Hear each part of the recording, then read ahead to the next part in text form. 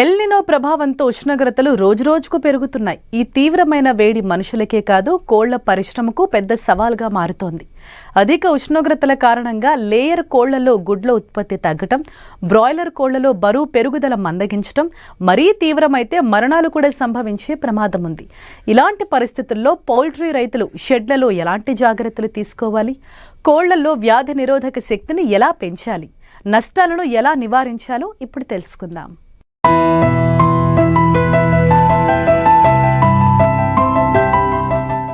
El Nino ప్రభావంతో పగటి ఉష్ణోగ్రతలు గణనీయంగా పెరుగుతున్నాయి.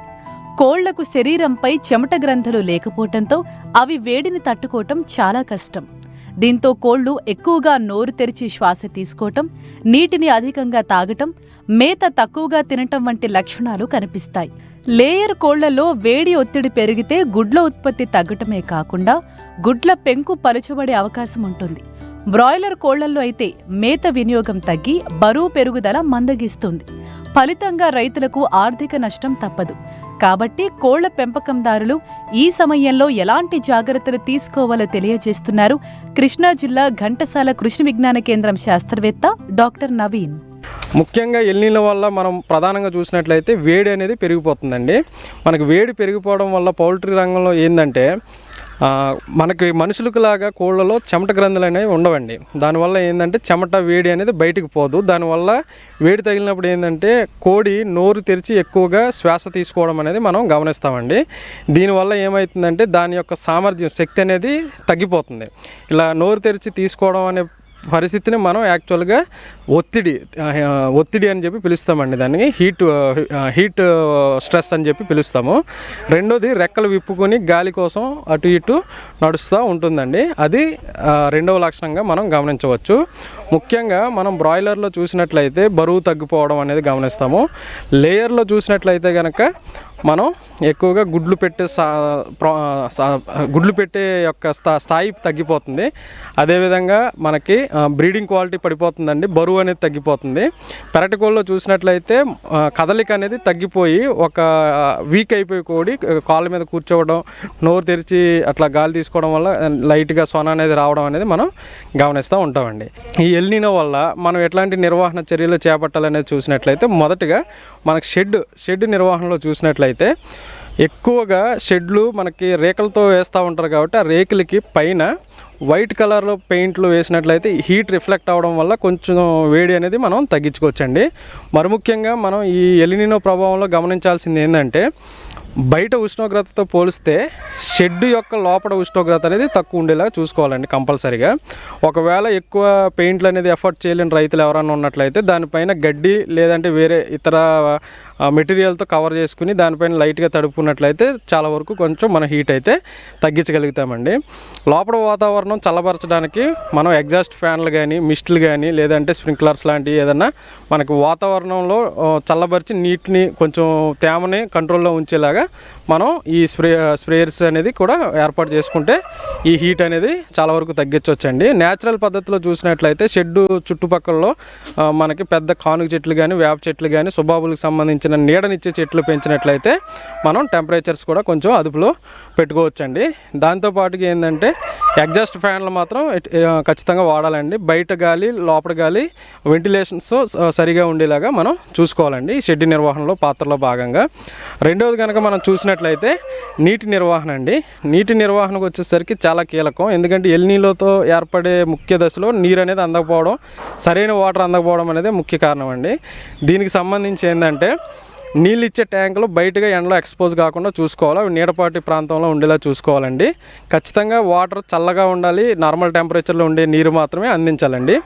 అంతేకాకుండా ఈ నీళ్ళు ఇచ్చే పాత్రలు ఏవైతే ఉన్నాయో అవి ప్లాస్టిక్ రహితంగా ఉండేలా మ్యాక్సిమం చూసుకోవాలి.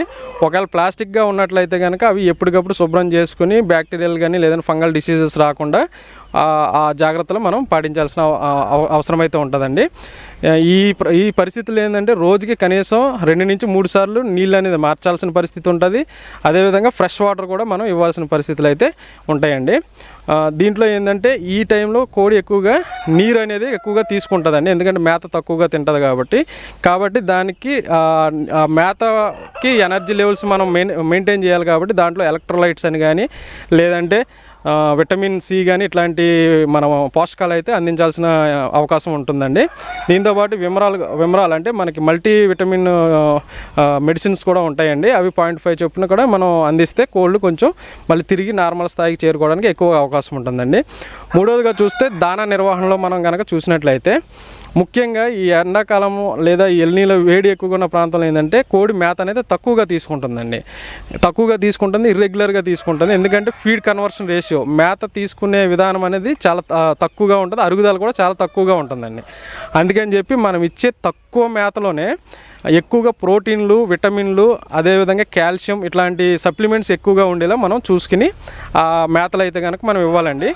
మేతలు పెట్టే సమయం కూడా ఉదయం 6 గంటల నుంచి 8 గంటల లోపే పెట్టేసుకోవాలండి. ఎందుకంటే వేడి ప్రాంతంలో వేడిగా ఉండే టైంలో ఎట్టి పరిస్థితుల్లో కూడా మనం మేతలు అనేది పెట్టకూడదు, అరుగుదల అనేది ఉండదండి. అదేవిధంగా సాయంత్రం 5 నుంచి 6 అంటే వాతావరణం చల్లబడిన తర్వాత మాత్రమే మనం ఈ మేతలు అనేది ఇవ్వాలండి. ఇచ్చే దాంట్లో ఖచ్చితంగా విటమిన్, ప్రోటీన్, కాల్షియం సప్లిమెంట్స్ అయితే 100% ఇవ్వాల్సిన పరిస్థితి అయితే ఉంటుందండి.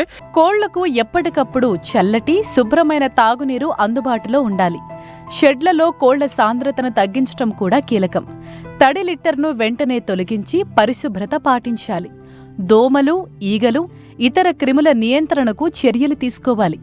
ఏవైనా అసాధారణ లక్షణాలు కనిపిస్తే వెంటనే పశు వైద్యులను సంప్రదించాలని నిపుణులు సూచిస్తున్నారు. కోడి నీరసించినప్పుడు మాత్రం 100%గా మనం ఎలక్ట్రోలైట్స్ అనేది మనం తాగే నీటిలో మనం త్రూ వాటరింగ్ ద్వారా ఇవ్వాల్సిన పరిస్థితులు కూడా ఉంటాయండి. అదేవిధంగా ఇంకా ఫీడ్లో వచ్చినట్లయితే ఎక్కువగా మధ్యాహ్నం సమయంలో పెట్టడం వల్ల ఏమవుతుందంటే కోడి ఒకవేళ అది తిన్నా కూడా ఏంటంటే అది అరగక అజీర్తి అయ్యి మళ్ళీ దానికి ఇన్ఫెక్షన్స్ వచ్చే అవకాశాలు ఎక్కువగా ఉంటాయండి. అదేవిధంగా మనం నాలుగవదిగా చూసినట్లయితే మనం వ్యాధుల నిర్వహణగా దీంట్లో కూడా ఎక్కువ అవకాశాలు ఉంటాయండి. ఎందుకంటే కోడి ఎప్పుడైతే తినడం మానేసిందో, ఆకలి మందగించిందో ఆటోమేటిక్గా దాని యొక్క ఎనర్జీ అనేది లాస్ అయిపోతుందండి. సో ఈ వ్యాధుల నిర్వహణలో మనం చూసినట్లయితే ముఖ్యంగా ఈ స్ట్రెస్లో ఉన్నప్పుడు ఎక్కువగా మనకి ఈ టీకాలకు సంబంధించిన మందులు అనేది వేయకూడదండి. వ్యాధులకు సంబంధించిన టీకాలు కానీ లేదంటే యాంటీబయోటిక్స్ కానీ ఎక్కువగా వాడకూడదండి. ఎందుకంటే కోడి తట్టుకునే స్థితిలో ఉండదు వేడికి. షెడ్లు ఎప్పటికప్పుడు మనం క్లీన్ చేసుకుంటూ ఉండాలి, క్లీన్ చేసి పొడిగా ఉంచాలి. రెండవది ఏంటంటే బయో బూస్టింగ్ టైంలో ఏంటంటే ఈ మనం ఇచ్చే ఫీడర్స్, మనం మేతలు ఇచ్చే ఫీడర్స్ ఏవైతే ఉన్నాయో రెగ్యులర్గా కూడా దాన్ని క్లీన్ చేసుకుని దాన్ని మళ్ళీ దాన్ని అంతా కూడా మనం క్లీన్ చేసుకుని పెట్టుకోవాలండి. అదేవిధంగా మూడవదిగా చూసినట్లయితే మనం ఎక్కువగా విజిటర్స్ వాళ్ళు వచ్చి చూస్తూ ఉంటారండి పౌల్ట్రీకి. ఆ విజిటర్స్ని ఇలాంటి టైంలో మనం అలౌ చేయకూడదు. ఎందుకంటే మనకి గాలి ద్వారా కానీ లేదంటే ప్లేస్ టు ప్లేస్ ఈ ఇన్ఫెక్షన్స్ అనేది ఎక్కువగా ట్రాన్స్ఫర్ అవుతూ ఉంటుంది. కాబట్టి గెస్ట్లో వచ్చే వాళ్ళని మనం రెస్ట్రిక్ట్ చేయాలండి.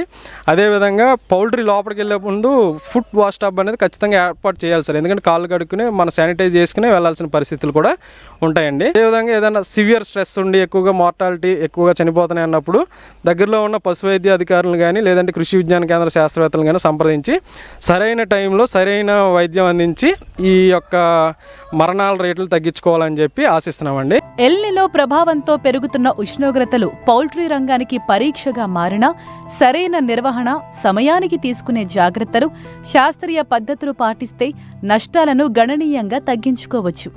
లేయర్ కోళ్లలో గుడ్ల ఉత్పత్తిని, బ్రాయిలర్ కోళ్లలో బరువు పెరుగుదలను కాపాడుకుంటూ రైతులు మెరుగైన లాభాలు సాధించవచ్చని శాస్త్రవేత్తలు చెబుతున్నారు.